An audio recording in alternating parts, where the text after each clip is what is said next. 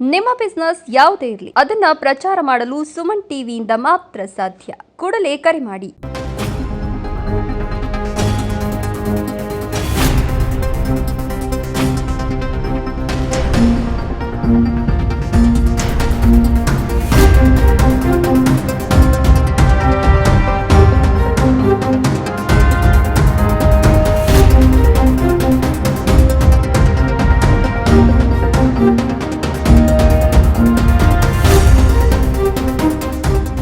ಭಾರತೀಯ ಸಂಸ್ಕೃತಿಯಲ್ಲಿ ಹಸುವನ್ನ ಕೇವಲ ಒಂದು ಪ್ರಾಣಿ ಅಂತ ನಾವು ಯಾವತ್ತೂ ನೋಡಿಲ್ಲ.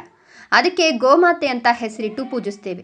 ಇತಿಹಾಸದ ಪುಟಗಳನ್ನು ತಿರುವಿ ನೋಡಿದ್ರೆ ಯಾವ ರಾಜ್ಯದಲ್ಲಿ ಅತಿ ಹೆಚ್ಚು ಗೋವುಗಳು ಇರ್ತಿದ್ವೋ ಆ ರಾಜ್ಯ ಅಷ್ಟೇ ಶ್ರೀಮಂತ ಮತ್ತು ದೊಡ್ಡ ರಾಜ್ಯ ಅಂತ ಗುರುತಿಸಲ್ಪಡ್ತಿತ್ತು. ಅಂತಹ ಭವ್ಯ ಸಂಪ್ರದಾಯ ನಮ್ಮದು. ಆದರೆ ದುರಂತ ನೋಡಿ ವೀಕ್ಷಕರೇ, ಇವತ್ತು ಅದೇ ಗೋವುಗಳ ಹತ್ಯೆ ಮಾಡುವವರ ಸಂಖ್ಯೆ ಹೆಚ್ಚಾಗ್ತಿದೆ. ಒಂದ್ ಕಡೆ ಗೋವುಗಳು ಕಸಾಯಿಖಾನೆಯತ್ತ ಸಾಗುತ್ತಾ ಇದ್ರೆ, ಮತ್ತೊಂದು ಕಡೆ ಅದೇ ಗೋವುಗಳನ್ನ ಪ್ರೀತಿಯಿಂದ ಸಂರಕ್ಷಿಸಿ ನೋಡೋರು ಇನ್ನೊಂದು ಕಡೆ. ಇವತ್ತು ಬಾಗೇಪಲ್ಲಿ ಟೋಲ್ನಲ್ಲಿ ಇಬ್ಬರ ನಡುವೆ ವಾಗ್ವಾದ ನಡೆದಿದೆ. ಗೋವುಗಳನ್ನು ಸಾಗಿಸುತ್ತಿದ್ದ ವಾಹನವನ್ನು ತಡೆದ ಗೋ ಸಂರಕ್ಷಕರು ಮತ್ತು ಗೋ ಸಾಗಣೆದಾರರ ನಡುವೆ ತೀವ್ರ ಮಾತಿನ ಚಕಮಕಿ ನಡೆಯಿತು. ಘಟನಾ ಸ್ಥಳದಲ್ಲಿದ್ದ ಗೋ ಸಂರಕ್ಷಕ ಸಂದೀಪ್ ಸ್ವಾಮಿ ಅವರು ಮಾಧ್ಯಮದವರೊಂದಿಗೆ ಮಾತನಾಡಿ ತಮ್ಮ ಆಕ್ರೋಶ ಹೊರಹಾಕಿದ್ರು.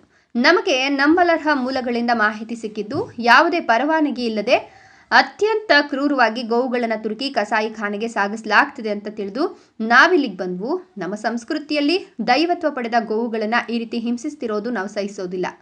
ಕಾನೂನು ಬಾಹಿರವಾಗಿ ನಡೆಯುತ್ತಿರುವ ಈ ದಂಧೆಗೆ ಕೂಡಲೇ ಕಡಿವಾಣ ಬೀಳಬೇಕು. ಪೊಲೀಸರು ಈ ವಾಹನವನ್ನು ವಶಕ್ಕೆ ಪಡೆದು ತಪ್ಪಿತಸ್ಥರ ಮೇಲೆ ಕಠಿಣ ಕ್ರಮ ಕೈಗೊಳ್ಳಬೇಕು.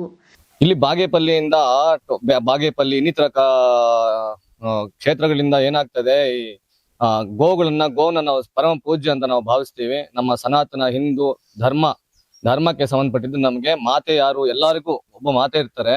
ಆ ಮಾತೆ ಯಾರು ಅಂದ್ರೆ ಗೋಮಾತೆ. ಗೋವೇ ಸರ್ವತ್ರ ತಾಯಿ. ಅದಕ್ಕೆ ವೇದಗಳಲ್ಲಿ ಹೇಳ್ತಾ ಇದೆ, ಗಾವೋ ವಿಶ್ವಸ್ಯ ಮಾತರಹ, ವಿಶ್ವಕ್ಕೆ ಗೋವನ್ನೋದು ತಾಯಿ ಅಂತಕ್ಕಂತ ಒಂದು ಸೂಕ್ತಿ.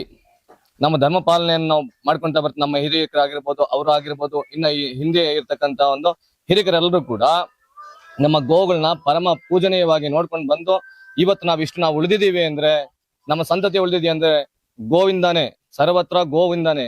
ಆ ಹಾಲು ಬೇರೆ ಪ್ರಾಣಿಗಳಿಗಿಂತ ಪ್ರಾಣಿ ಅಂತ ಹೇಳ್ಬಾರ್ದು ಗೋವನ್ನ, ಅದು ಮಾತೆ ತಾಯಿ.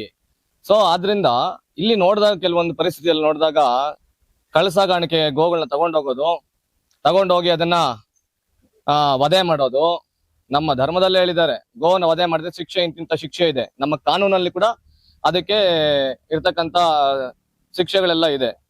ಗೋವನ್ನ ವಧೆ ಮಾಡಬಾರ್ದು ಅನ್ನೋಂಥ ಉದ್ದೇಶಕ್ಕೆ ನಾವೆಲ್ಲ ಇವತ್ತು ಸೇರಿದೀವಿ ಬಾಗೇಪಲ್ಲಿಯಿಂದ ಈ ಚಿಲಮತ್ತೂರ್ ಅನ್ನೋಂಥ ಗೋರೆಂಟ್ಲ ಅನ್ನುವಂತ ಒಂದು ಊರಿಂದ ಅಲ್ಲಿಂದ ಗೋಗಳೆಲ್ಲ ಕೂಡ ಸರಬರಾಜು ಆಗ್ತಾ ಇದೆ. ಅದನ್ನ ನಾವು ನಿಲ್ಸಿದೀವಿ, ತಡೆಗಟ್ಟಿದೀವಿ.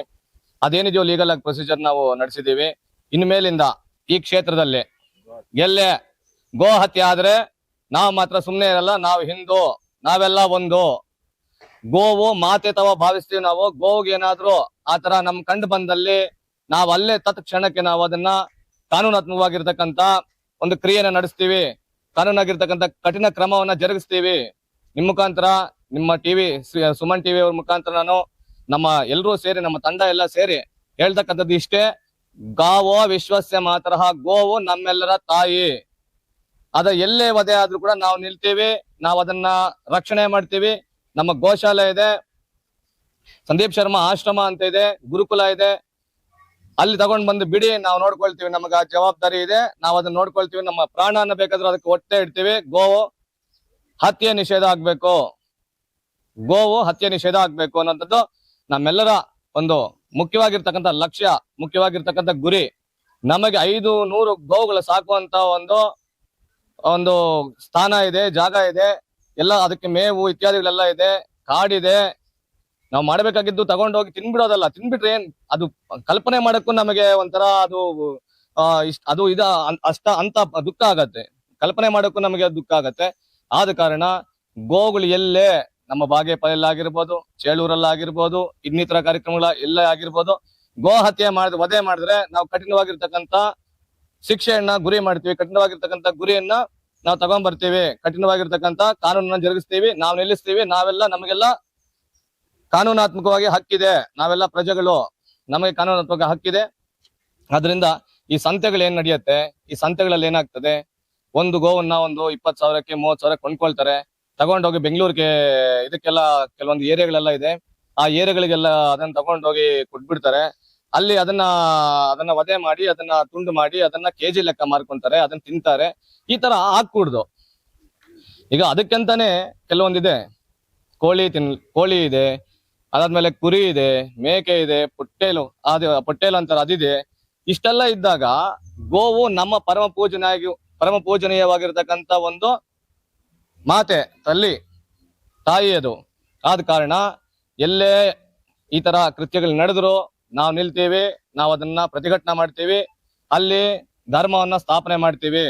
ಇನ್ನೊಂದೆಡೆ ಗೋವುಗಳನ್ನು ಸಾಗಿಸುತ್ತಿದ್ದ ತಂಡದ ಪರವಾಗಿ ಮಾತನಾಡಿ, ನಾವು ಯಾವುದೇ ಕಾನೂನು ಉಲ್ಲಂಘನೆ ಮಾಡುತ್ತಿಲ್ಲ. ಈ ಗೋವುಗಳನ್ನು ಕೃಷಿ ಚಟುವಟಿಕೆಗಳಿಗಾಗಿ ಅಥವಾ ಒಂದು ಸ್ಥಳದಿಂದ ಮತ್ತೊಂದು ಸ್ಥಳಕ್ಕೆ ಸಾಗಾಣಿಕೆ ತೆಗೆದುಕೊಂಡು ಹೋಗ್ತಿದ್ದೇವೆ.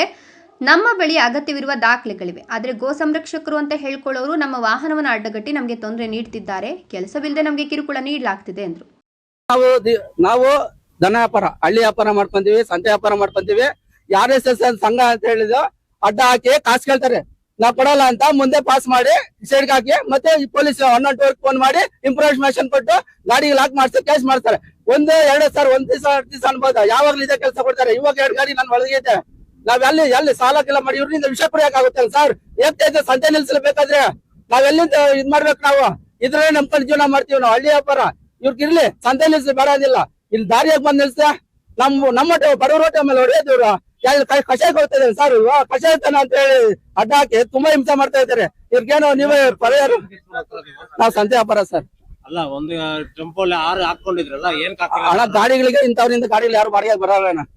ಗಾಡಿ ಬಾಡಿಗೆ ಅಂದ್ರೆ 1-2 ಹಾಕೊಂಡು ಹೋದ್ರೆ ಬಾಡಿಗೆ ನಮ್ಗೆ ಸಿಗೋದೇ 100-500 ರೂಪಾಯಿ. ಅದ್ರಾಗ ಅದ್ ಬಾಡಿಗೆ ಅಂದ್ರೆ ಈಗ ಈ ತರ ಹಿಂಸೆ ಮಾಡ್ತಾರೆ. ಯಾರು ಬರ್ತಾರೆ ಬಾಡಿಗೆಗೆ? ಗಾಡಿಗಳು ಯಾರು ಕೊಡ್ತಾರೆ? ಯಾರು ಬರ್ತಾರೆ ಹೇಳಿ? ಯಾರು ಬರ್ತಾರೆ ಬಾಡಿಗೆಗೆ? ಅಲ್ಲಣ್ಣ, ಈ ತರ ಹಿಂಸೆ ತುಂಬಾ ಆಗ್ತದೆ ಸರ್. ಅದಕ್ಕೇನೋ ನೀವು ಇದ್ ಮಾಡ್ಬೇಕು.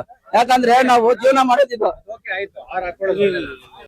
ಈಗ ದುಡ್ಡುಗಳು ನಿಮ್ಮನ್ನ ಯಾರ್ಯಾರು ಡಿಮ್ಯಾಂಡ್ ಮಾಡ್ತಾರೆ ಬರ್ತಾರೆ, ಹಾಕ್ತಾರೆ. ಹಾಕಿಲ್ಲ ಅಂದ್ರೆ ಹೆಸರು ಅವ್ರು ನಮ್ಗೆ ಗೊತ್ತಿದೆ. ಇವತ್ತಿನ ಹೆಸರು ನಮ್ಗೆ ಗೊತ್ತಾ? ಇವಾಗ ನಮ್ಗೆ ಇಂತ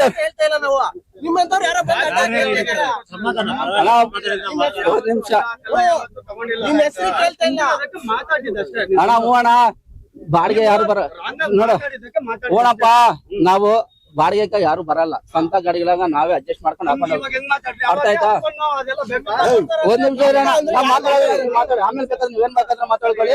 ಇನ್ನು ವಿಷಯ ತಿಳಿತಿದ್ದಂತೆ ಸ್ಥಳಕ್ಕೆ ಆಗಮಿಸಿದ 112 ಪೊಲೀಸ್ ಸಿಬ್ಬಂದಿ ಪರಿಸ್ಥಿತಿಯನ್ನು ಹತೋಟಿಗೆ ತಂದ್ರು. 2 ಬಣಗಳ ನಡುವಿನ ವಾಗ್ವಾದ ವಿಕೋಪಕ್ಕೆ ಹೋಗದಂತೆ ತಡೆದು ಪೊಲೀಸರು 2 ಕಡೆಯವರನ್ನ ವಿಚಾರಣೆಗೆ ಪೊಲೀಸ್ ಠಾಣೆಗೆ ಕರೆದೊಯ್ದಿದ್ದಾರೆ.